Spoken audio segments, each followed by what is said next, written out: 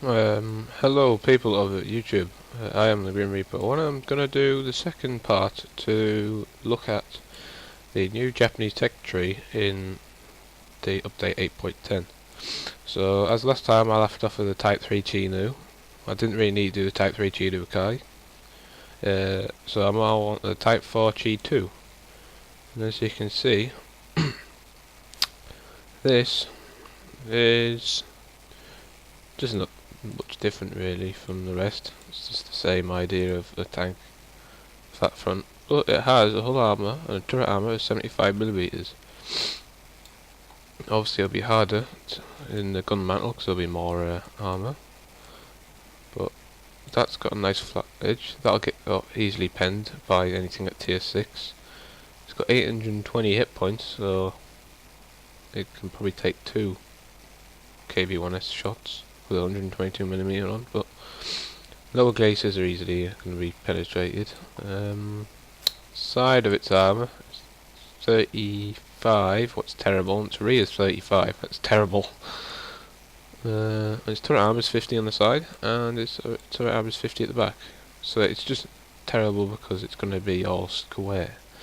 So you can see this is all square, that's all square, and all this is square. But it can go 45 speed limit, so I don't know if that's down, but its best engines, you can only have 2 best engines, and it's 400 horsepower, 2 guns, 2 turrets, 2 engines, well, obviously suspension, but it can still have a tier 10 radio. What's not bad for tier 6. There's not really much you could say on this one, except you'll easily get penned on the front and the lower glacis, the commander hatch, the front of this part's on the side of the turret, You're just going to get penned everywhere, so this is probably going to be the best sniping tank with it. And it has a penetration 98, 163, so it's not bad. It has a standard shell, oh no, I read it the wrong way around, sorry. Standard shell penetration 116, 184, so yeah, it's going to most likely be a sniper tech with it nearly, it can probably do 150 damage. What kind of makes it look like an E25, but not as fast reload. So next we'll go on to the Type 5 Chi. But this, of all tanks, is the heaviest Japanese tank they've made. So this is 42.26, and the tier 10 is 37.55. This one's 35. This one's 34.08. That one's 32.7. And this one is 42.26. What do you think? More heaviness, more armour. Nope. No difference. No armour. Gets more engine.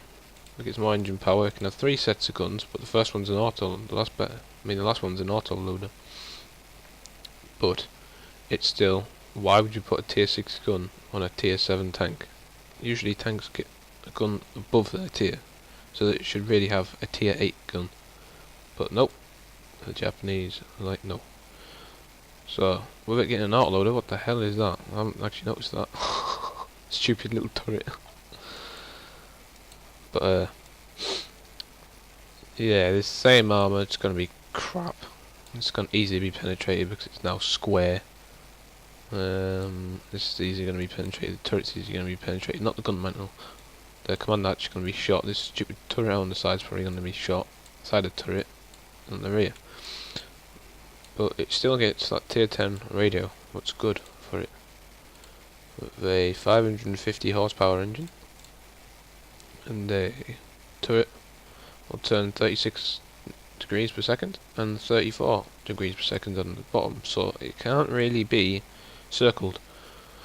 It's a pretty fast moving tank. Like, this one's a little bit slower than this one because it's obviously got less horsepower, but yeah, there's not much I can really say about these because they're not really the best tanks in the world. But it's pretty funny because I've noticed that some of the Japanese people look like they're actually women and they're actually men. What's pretty weird. I think I'll try and see one. There you go, that one looks like a woman and it's a man. So weird. But hey. So we're going to, from the Type 5 Chibi, we're going to STA 1. And this is where things really start getting better. I mean, really start getting better. Even though its arm is weak, far weaker, its arm is now rounded on the side, so it's more like going to bounce. It's got a commander hatch, what's got a gun out of it. But its commander hatch is a bit harder to shoot from the front, because you've got to get through this big bar here, like what one of the Foches have. So try and get that. Its speed is 45. It can with a 44 traverse speed and a 42 turret traverse speed. That is fast. I think. I'm not sure about my WZ131, but that has a 48 turret traverse speed and a 54 traverse speed. That is a light tank, and the one in Japan we're looking at is actually a medium. So it has nearly the same as that. So it can move pretty fast. It can definitely not be circled. And this is where it gets better. With the upgraded gun, it has 180 to 300 damage standard shell damage, and 164 to 273 standard shell penetration. This thing will be great for on the move, run, shoot. Not like an ELC though, because obviously it can take more hits with it having a 1450 hit points. But this will be really fun. I think it will be really fun to drive. It'll be fast so artillery can't get it. It can't be circled, and it can make people could probably make quick changes to go back to the base if it's getting camped in these things. Only has 4 people in the crew, so that's good. Means there's less chance of someone getting injured, unlike that one or that one.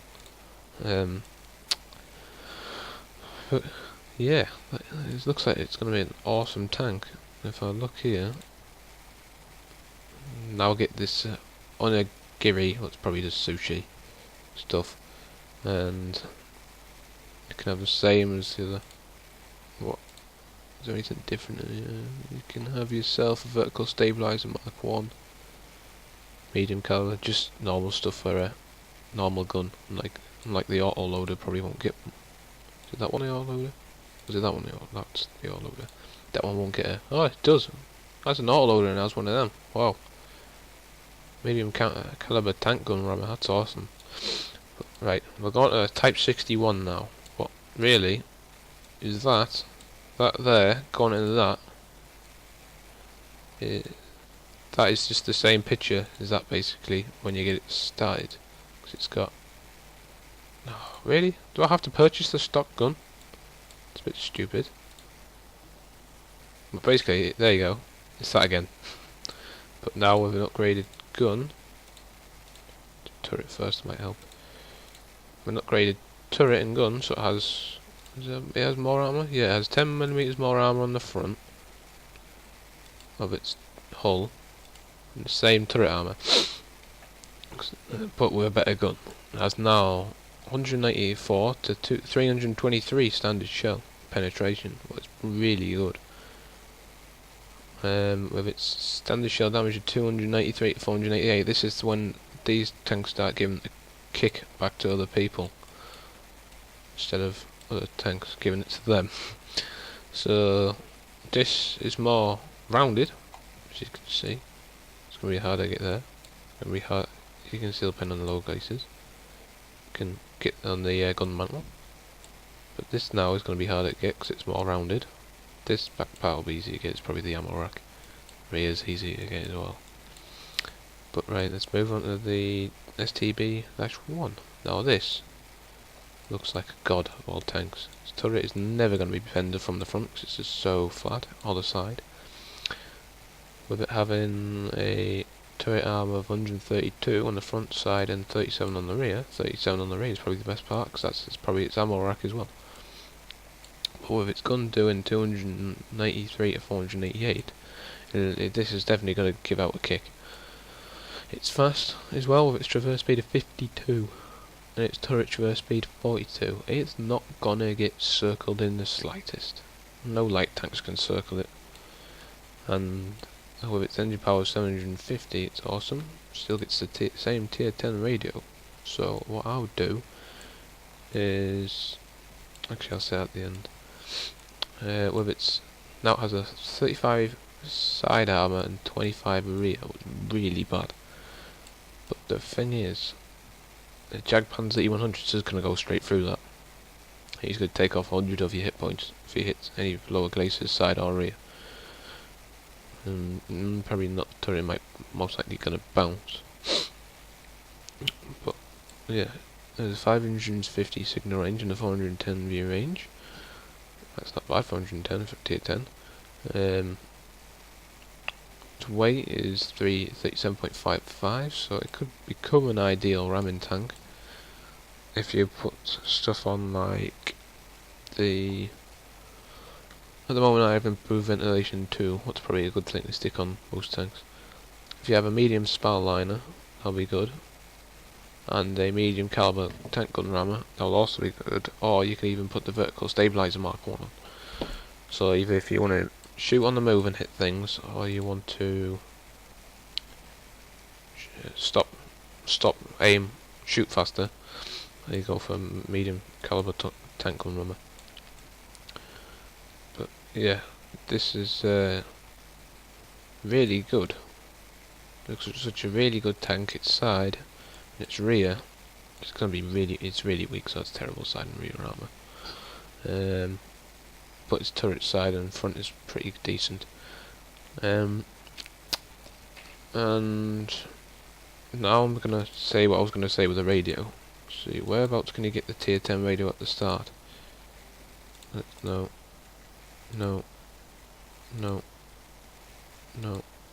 It's probably gonna be around about this thing. Maybe not. Huh? Right, you can start getting the tier 10 radio, the Type 4 Chi 2. So if I was you, I would get it at the Type 4 Chi 2. That means then you can have the tier 10 radio for Type 5 Chi Re, STA 1, Type 61, and then the STB 1. So this is definitely when it comes out, this is definitely a tank to try and grind for at the start of the game. Don't know how much research it costs. Costs 255,000, so that's actually pretty expensive compared to the other things. Like it's more expensive than an FV, more expensive than an FV215B, more expensive than an FV215B. Oh, that's 183, sorry. Not as expensive as a Conqueror. More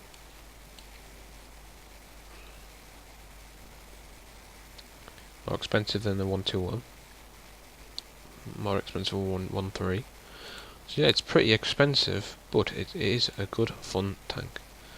So this was the other half of my World of Tanks, and as you see, I'm in the Can Sexy. If anyone wants to join or anything, just message me or Dark Code, and please we'll have a look at you, look at you are.